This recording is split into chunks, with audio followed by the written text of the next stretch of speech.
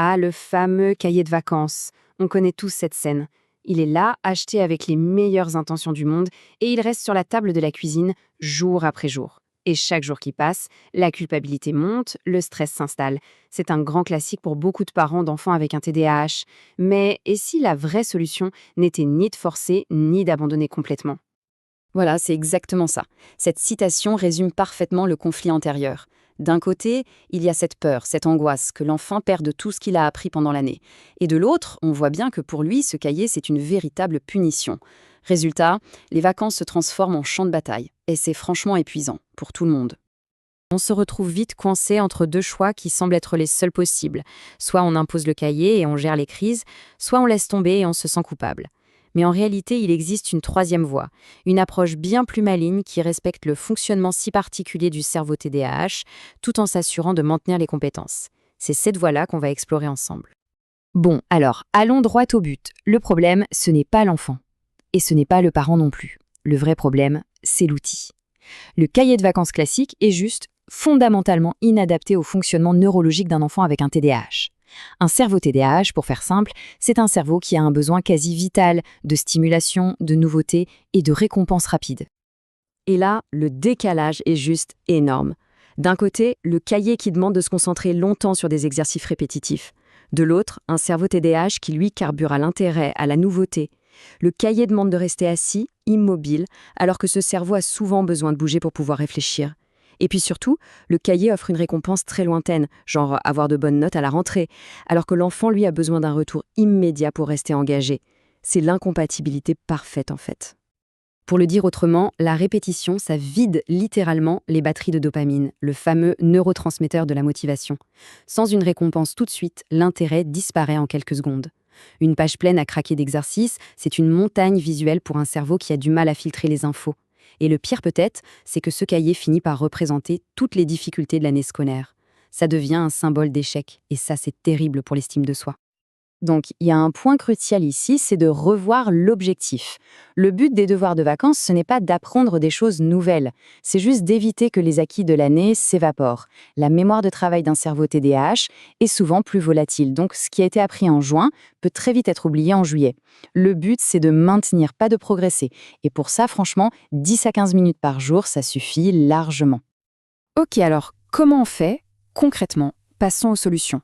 Voici une petite boîte à outils avec 5 alternatives qui sont pensées pour travailler avec le cerveau TDAH et pas contre lui. On oublie la bataille du cahier, voici 5 approches créatives qui peuvent transformer la corvée de révision en un moment de jeu, de découverte. C'est parti. Première option, et c'est souvent la plus facile à mettre en place, les applications éducatives. Celles qui sont ludiques bien sûr. Elles sont géniales parce qu'elles cochent toutes les cases, des récompenses visuelles immédiates, des petites étoiles, des sons rigolos. Les sessions sont très courtes, 5 à 10 minutes, et les exercices ressemblent à des mini-jeux. L'enfant a l'impression de jouer, pas de travailler. 10 minutes le matin, et hop, c'est fait, sans aucun conflit. Deuxième alternative, l'apprentissage invisible. Celui qu'on intègre dans la vie de tous les jours. C'est la méthode la plus naturelle et, honnêtement, la plus efficace. En faisant un gâteau, on fait des maths avec les grammes et les millilitres. En faisant les courses, on gère un petit budget. Et puis, il y a cette astuce magique. Activer les sous-titres sur les dessins animés. L'enfant lit sans même s'en apercevoir, ce qui renforce énormément sa fluidité de lecture. L'apprentissage devient concret, utile. Pour ceux qui aiment un cadre un peu plus structuré, mais toujours amusant, il y a le mini-défi. L'idée, c'est de transformer la révision en un jeu chronométré, mais ultra court. Par exemple, « Allez, chiche, tu me fais 10 calculs en moins de 2 minutes » ou on essaye de lire cette page à voix haute le plus vite possible sans se tromper. Le chrono, le petit côté compétition et la durée très très limitée, ça stimule le cerveau et ça le garde concentré. 5 minutes intenses et c'est fini. Maintenant, si on tient vraiment au support papier, il faut savoir qu'il existe des cahiers qui sont mieux faits que d'autres. Il faut chercher ceux qui sont construits autour d'une histoire, d'une enquête, d'un escape game.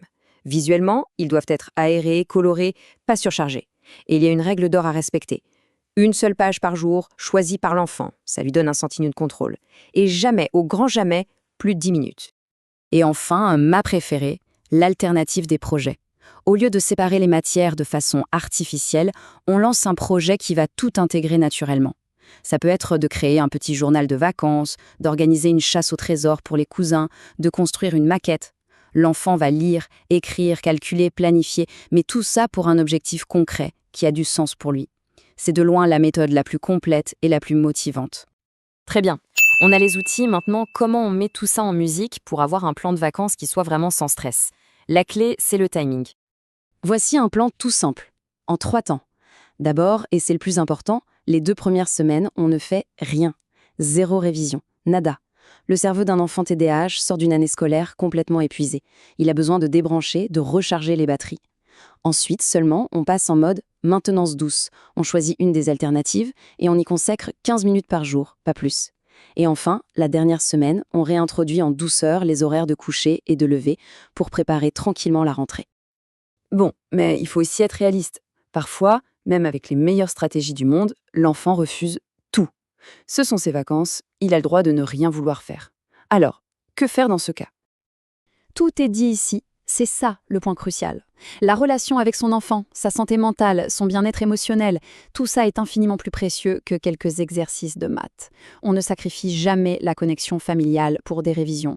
C'est une règle d'or, non négociable. Il ne faut pas oublier qu'un enfant passe 10 mois par an à se sentir différent, à fournir des efforts colossaux. Les vacances, c'est son seul moment pour souffler. Le but n'est pas académique. Le but, c'est de recharger ses batteries émotionnelles, de vivre des réussites, de se sentir bien et de reconstruire sa confiance en lui. Un enfant qui rentre à l'école reposé et confiant a tellement plus de chances de réussir qu'un enfant qui rentre épuisé par un été de conflit. Et si, au fond, on se posait la bonne question? Si on changeait complètement notre regard sur les vacances? Et si leur réussite ne se mesurait pas au nombre de pages de cahiers remplies, mais plutôt à la qualité du temps passé ensemble, aux moments de joie, aux souvenirs créés? C'est peut-être ça, finalement, la vraie clé pour une rentrée réussie.